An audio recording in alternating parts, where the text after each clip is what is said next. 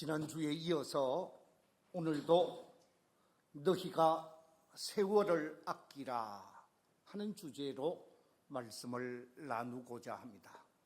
저를 한번 따라해 주시면 감사하겠습니다. 너희가 세월을 아끼라. 한 번 더 하겠습니다. 너희가 세월을 아끼라. 이 시간 하나님 앞에 나와 예배하는 우리 모든 믿음의 가족들이 우리에게 주어진 세월, 우리에게 주어진 시간을 아껴서 하나님 앞에 지혜로운 삶을 살아가는 복된 성도들이 다 되시기를 주의 이름으로 축원합니다. 지난 주일 1차 말씀을 증거하면서 우리가 세월을 아끼면서 지혜롭게 살아가는 삶의 방법 가운데 한 가지를 말씀드렸습니다. 그것은 다름이 아니라 적극적인 측면에 있어서 세월을 아끼면서 지혜롭게 살아가는 삶의 방법을 말씀드렸는데, 그것은 바로 주님의 뜻을 바로 알고, 그리고 그 주님의 뜻대로 삶을 살아가는 것이라 라고 말씀을 드렸습니다. 그리고 그 주님의 뜻을 세 가지로 소개했지요. 그 첫 번째 뜻이 무엇입니까? 우리 모든 성도들이 구원을 얻어야 하고 영생을 얻는 삶이어야 한다. 구원 얻는 것이 하나님의 뜻이라 그랬습니다. 두 번째, 구원 얻은 하나님의 백성들, 그들이 범사에 거룩하게 살고 구별되게 살고 하나님 기뻐하는 아름다운 모습으로 삶을 살아가는 것이라 그랬습니다. 세 번째, 주님의 뜻이 무엇입니까? 이 땅에서 사는 동안에 구별된 자로서 기뻐하며 살고 기도하며 살고 감사하며 살고 찬양하며 삶을 사는 것이라. 그것을 한마디로 행복한 삶을 사는 것이라 그랬습니다. 적극적인 측면에서 하나님의 뜻을 이루며 삶을 살 때 세월을 아끼는 삶이 되시고 지혜로운 인생이 되어질 것을 말씀드렸는데, 바라옵기는 우리 교회에 속한 모든 성도들이 진정 하나님의 뜻을 펼쳐가면서 이 땅에서 복 있는 사람으로 행복의 주인공들이 다 되시기를 주의 이름으로 축원합니다. 오늘은 두 번째 시간으로 소극적인 측면에 있어서 세월을 아끼고 지혜롭게 삶을 살아가는 삶의 모습이 무엇인가? 오늘 에베소서가 우리에게 소개하고 있는 말씀이 무엇인가? 찾아보면 소극적인 측면에 있어서 세월을 아끼면서 지혜롭게 사는 삶은 다름이 아니라 술에 취해서 사는 것이 아니다고 말하고 있습니다. 다시 표현하면 술 취하지 않는 삶이 세월을 아끼며 사는 삶이라는 거예요. 술에 사로잡혀 살면 그 세월이 아무리 길어도 세월을 아끼는 삶이 아니라 세월을 허비하는 삶이라는 거죠. 오늘 본문 18절 말씀 같이 한번 읽어볼까요? 18절 시작. 술 취하지 말라. 이는 방탕한 것이니 오직 성령으로 충만함을 받으라. 술에 사로잡혀 살지 않아야 한다는 것입니다. 술에 사로잡혀 살게 되어지면 잘못된 삶을 살게 되어집니다. 불의한 삶을 살게 되어지고 죄악된 삶을 살게 되어지고 오늘 본문이 말하고 있는 것처럼 방탕한 삶으로 이어지게 되어지는 것이지요. 여기서 방탕이라는 단어가 등장하고 있는데 이 방탕이라는 단어의 국어사전을 제가 찾아보았습니다. 어떻게 기록되어져 있느냐? 방탕이란 술이나 성적 쾌락, 노름 등에 과도하게 빠져서 바르게 살지 못하는 상태를 방탕이라 그렇게 표현하고 있었습니다. 그런데 성경 헬라어 원어를 보면 더 정확하게 설명을 하고 있습니다. 이 방탕이라고 하는 헬라어 단어가 아속타이라는 단어입니다. 그런데 이 아속타이라고 하는 헬라어는 합성어로 두 개의 단어가 하나로 만들어져서 우리에게 나타나고 있는 단어입니다. 이 아속타이라는 말은 아라고 하는 부정불변사라는 단어하고 그 다음에 소조라고 하는 단어, 이 소조라고 하는 단어는 지키다, 보존하다, 유지하다라고 하는 뜻의 단어입니다. 지키다, 유지하다, 보존하다라는 말에 부정불변사 아가 있다라는 말은 지키지 못했다라는 거예요. 보존하지 못했다라는 거예요. 유지하지 못했다라는 것입니다. 다시 표현하면 하나님의 백성이 하나님의 백성다운 품위와 삶을 유지하지 못하는 상태가 방탕한 상태라는 것입니다.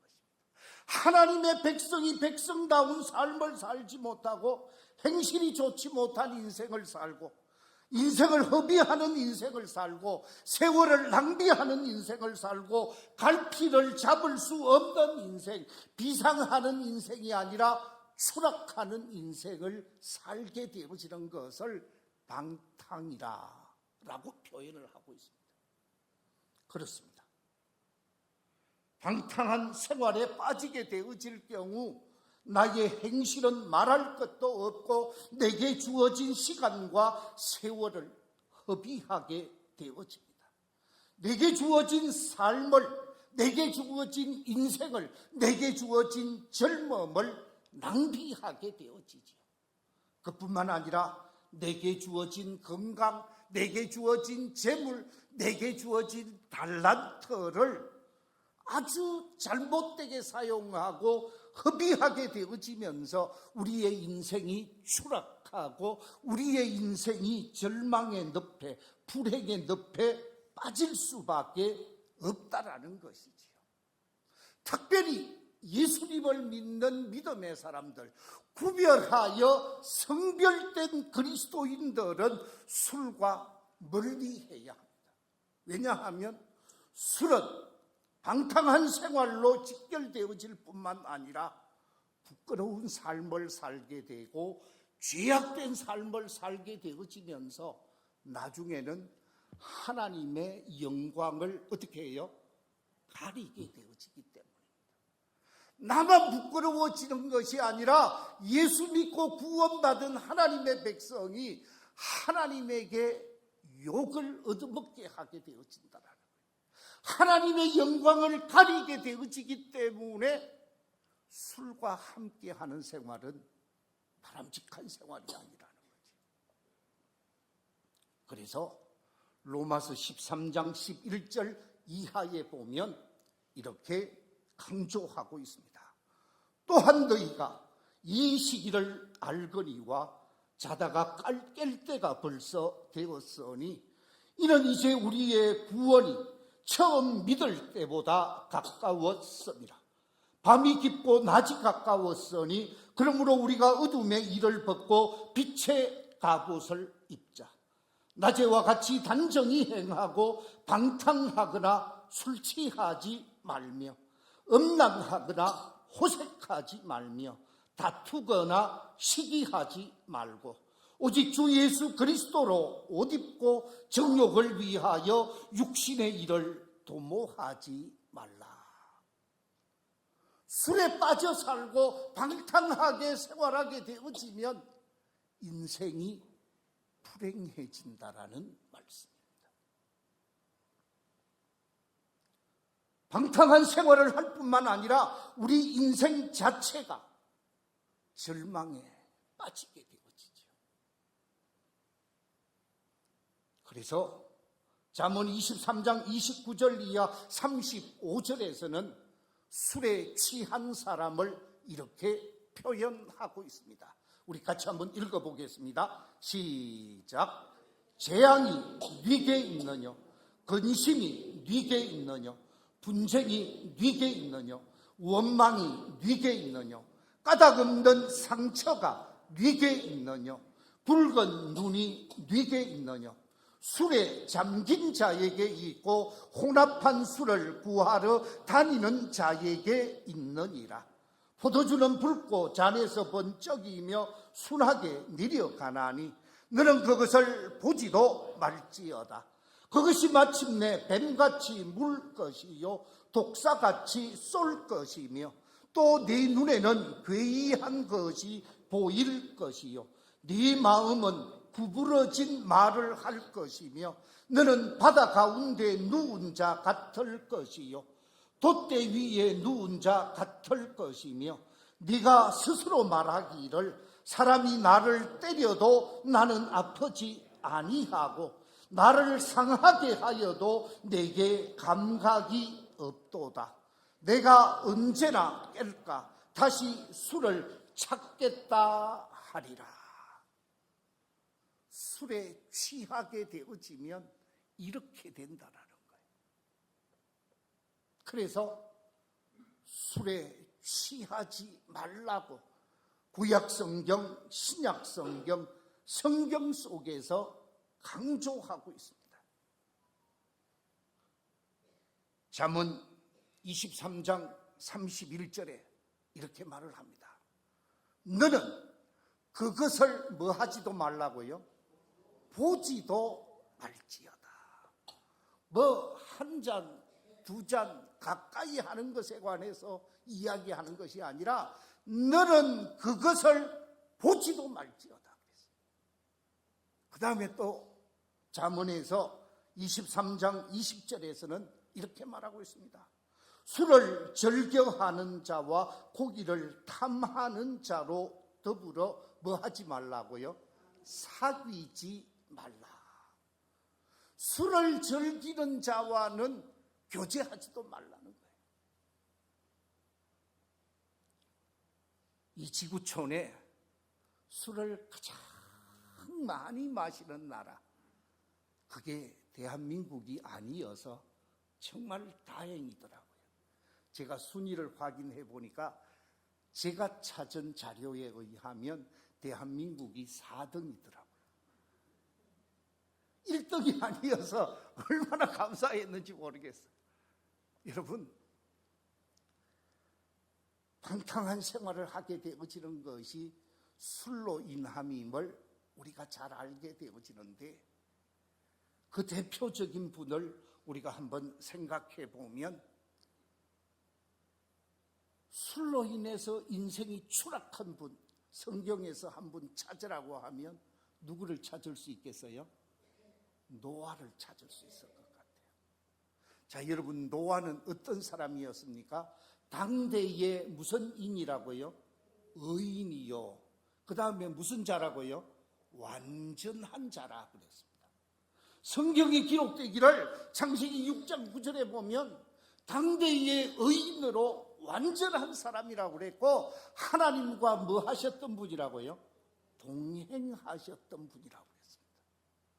그런데 이 노아가 하나님의 말씀대로, 하나님의 뜻대로 삶을 살면서 하나님이 기뻐하는 생활을 하다가 물로 심판을 하시는 그 심판의 현장에서 노아와 그의 8 식구가 살아남게 되어집니다. 물의 심판으로부터 벗어나게 되어지고 심판이 끝나고 포도 농사를 하게 되어지죠. 큰 포도 농장을 지었는지 먹고도 남은 포도주를 만들게 되어집니다. 그리고 그 포도주를 얼마나 먹었는지는 모르지만 뻗어서 자게 되어집니다.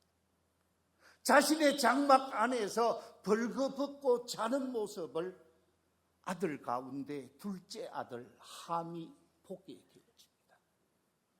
함이 아버지의 모습을 보고 아무도 몰래 아버지의 옷을 입도록 아니면 덮어주셨다든지 하면 축복의 주인공은 함이 되었을 것입니다. 그런데 아버지의 허물을 보고 밖으로 나가서 나발을 불기 시작합니다. 술 먹은 아버지가 저렇게 자고 있다고, 저렇게 추한 모습을 보이고 있다고 이야기를 하게 되어지니까 그 소리를 듣게 되어진 셈과 야벳이 천을 가지고 들어와서 뒷걸음질 쳐서 아버지의 부끄러운 부분을 다 덮어주게 되어집니다. 허물을 덮어주었던 두 아들은 축복의 주인공으로 그 후손이 잘 되게 되어졌지만 아버지의 허물을 보고 나팔을 불었던 함과 그의 아들 가나안과 가나안의 후손은 불행을 자초하게 되어지는 결과를 초래하게 되어집니다. 왜 축복의 후손이 있고 왜 저주받은 후손이 있었습니까? 따지고 보면 노아 때문이라는 거예요. 물론 아들도 잘못이 있습니다만은 아버지가 술을 먹고 그런 추태를 보이지 않았다면 그와 같은 결과는 없었을 것이라는 거지요. 술은 사람을 망하게 한다는 거지요. 그런데 술을 멀리하고 술과 단절하면서 성령에 사로잡혀 사는 사람, 성령 충만한 신앙인의 삶을 살게 되어지면 정반대로 축복의 주인공이 되어지는 것을 보게 되어집니다. 제가 나이 35세 금호교회 담임 목사로 갔습니다. 나이 35이니까 얼마나 어렸습니까? 원로 장로님이 3분 계시고 은퇴 장로님이 4분 계시고 시무 장로님이 7분 계시는데 대단한 모습을 봤어요. 제가 이력서도 내지 않았던 때였는데 친구가 소개를 해서 거기 한번 설교를 하면 좋겠다. 가서 처음 설교했더니 잠시 거기 있으라고 그러고 담임 목사로 그 자리에서 청빙 결의를 해버리더라고요.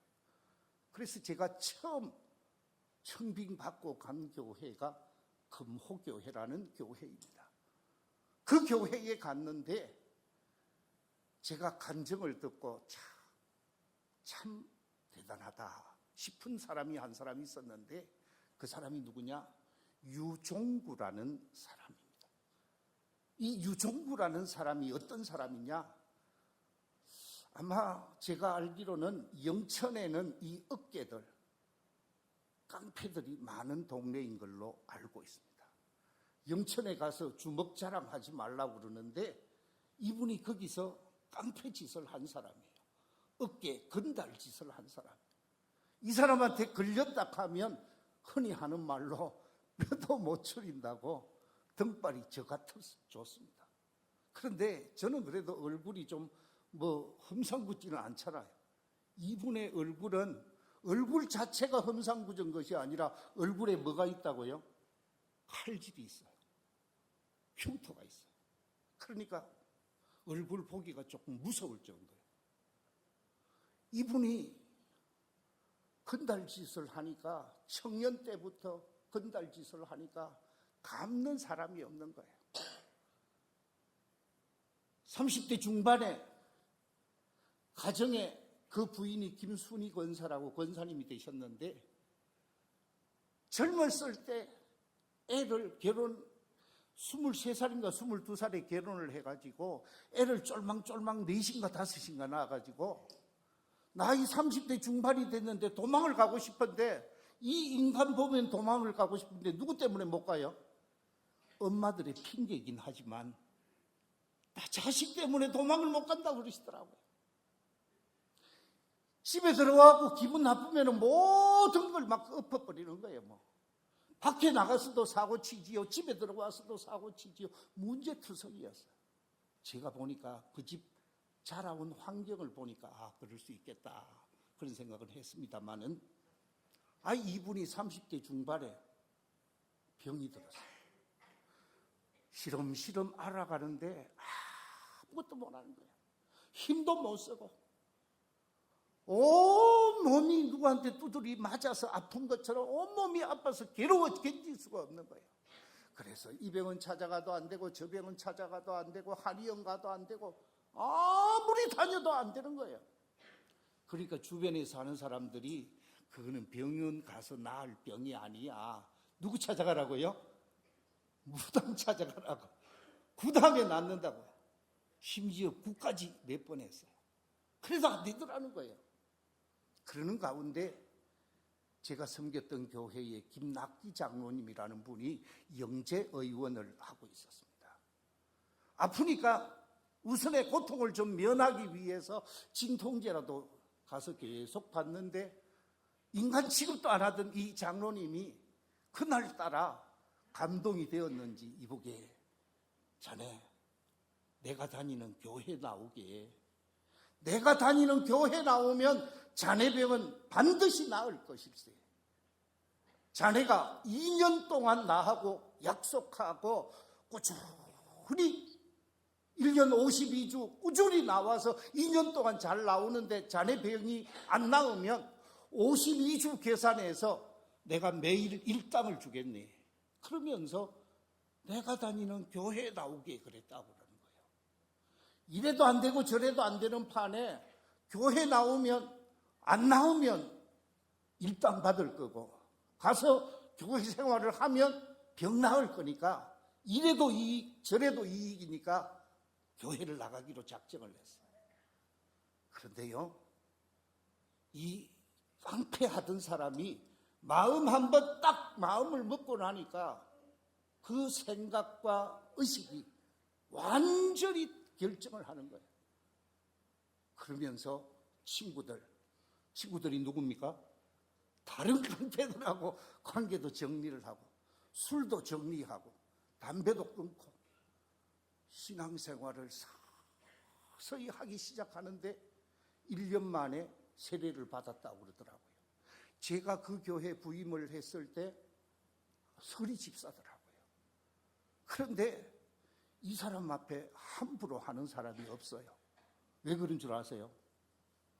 곤조 한번 나왔다가는 난리 난다는 거예요. 뭐 장로, 목사 이런 거 없다라는 거예요.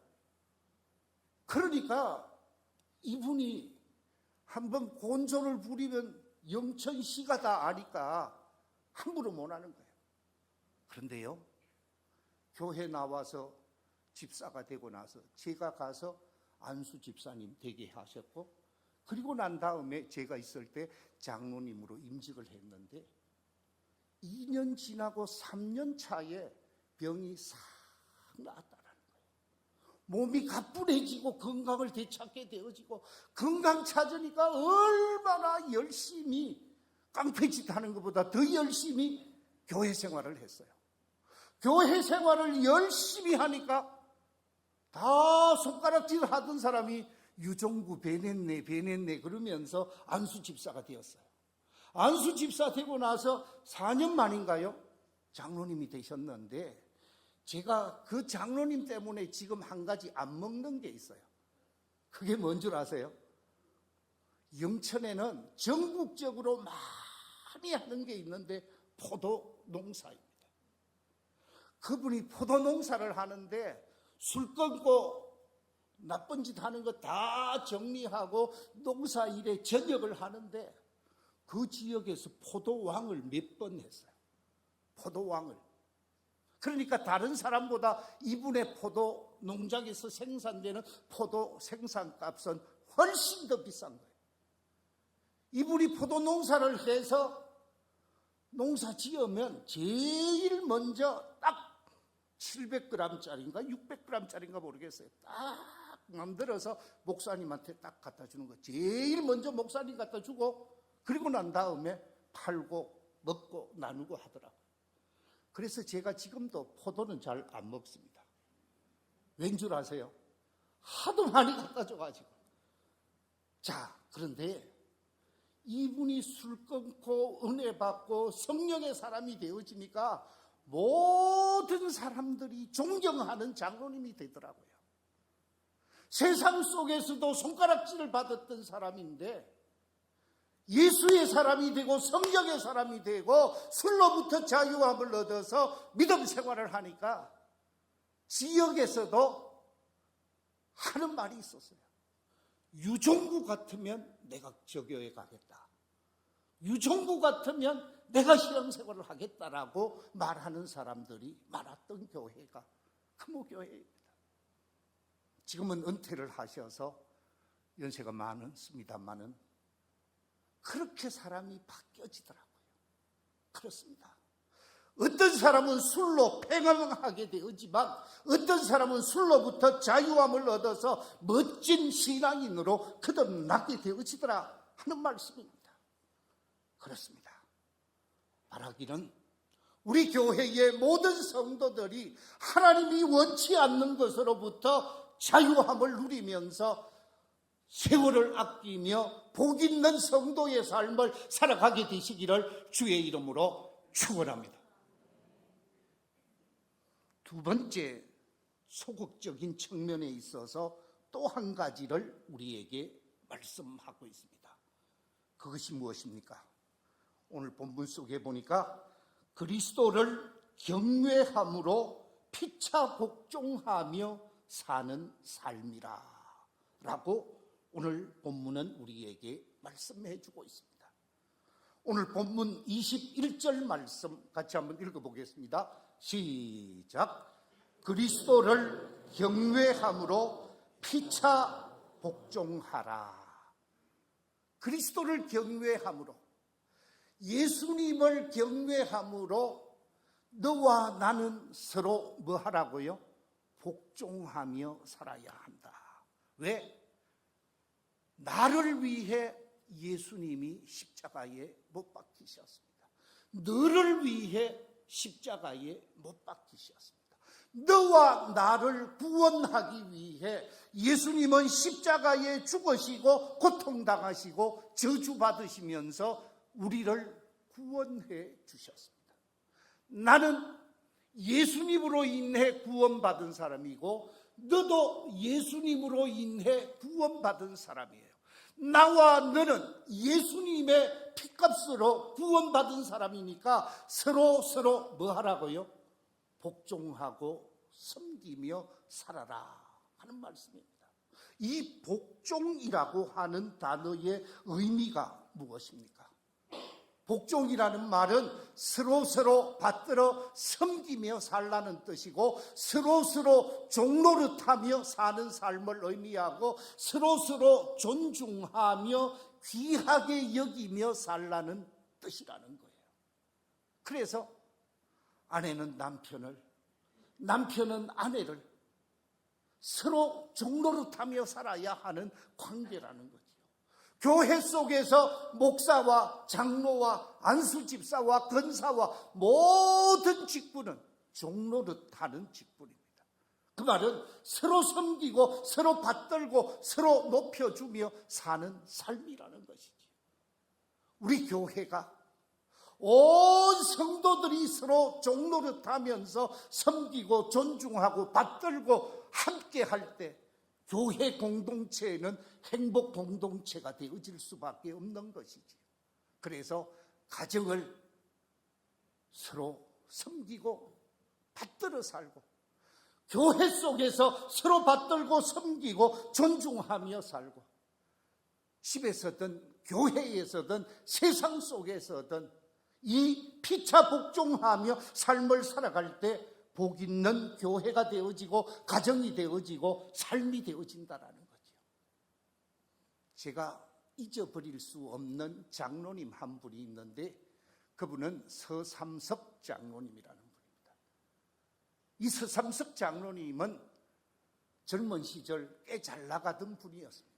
지역의 유지로 활동을 하시다가 은퇴를 했습니다. 은퇴를 하시더니 이제 제가 할 일이 없기 때문에 교회에 와서 섬기며 살겠습니다. 그러면서 아침 8시 반이면 교회에 오는 거예요. 이 서삼석 장로님이 교회에 오면 뭐 하느냐? 다른 거 하는 거 없어요. 아이들 손 얹어서 축복해주고 신발 벗고, 옛날에는 다 신발을 신고 예배당으로 들어가는 게 아니라 벗고 갔잖아요.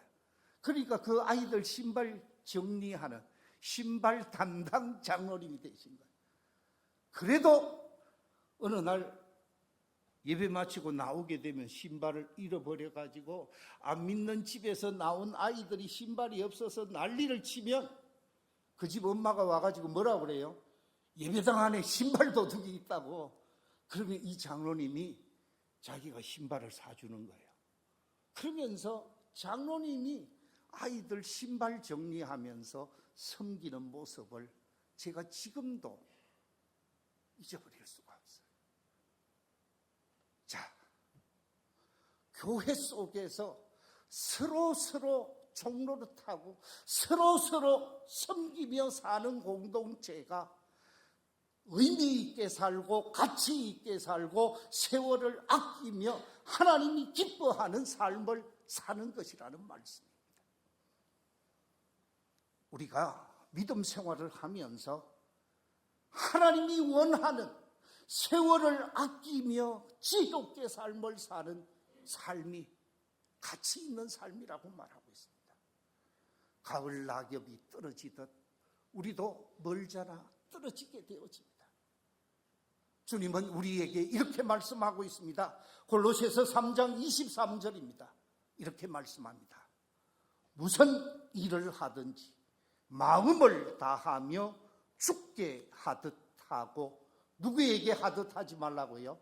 사람에게 하듯 하지 말라.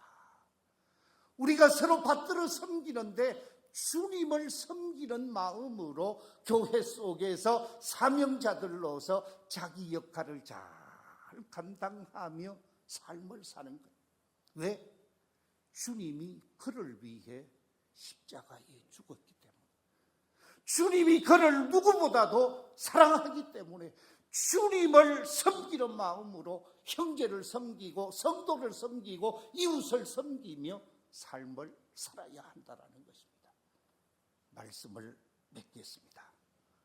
세월을 아끼며 지혜롭게 사는 삶의 모습이 무엇인가? 2주간에 걸쳐서 2가지를 얘기 드렸습니다. 첫 번째 드린 말씀이 뭡니까? 적극적인 측면에 있어서 주님의 뜻을 바로 알고 그 뜻대로 삶을 사는 것이 세월을 아끼며 지혜롭게 사는 삶이요. 2번째, 소극적인 측면에 있어서 우리가 지혜롭게 살고 세월을 아끼며 사는 것이 뭡니까? 술 취하지 않는 삶을 살고 피차 복종하며 사는 삶이라 라고 말씀하고 있습니다. 우리 모두가 세월을 아끼며 지혜롭게 인생을 살아가면서 하나님께 영광을 돌리는 복 있는 삶이 되시기를 주의 이름으로 축원합니다. 기도하겠습니다.